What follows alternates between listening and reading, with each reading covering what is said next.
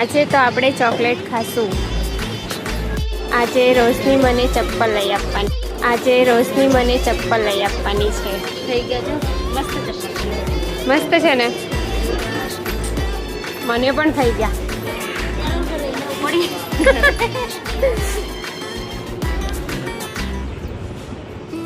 આજે તો આપણે ચોકલેટ ખાશું.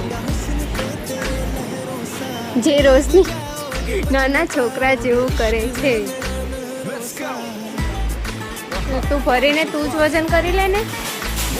જો એ ભૂખડ ખા રહી.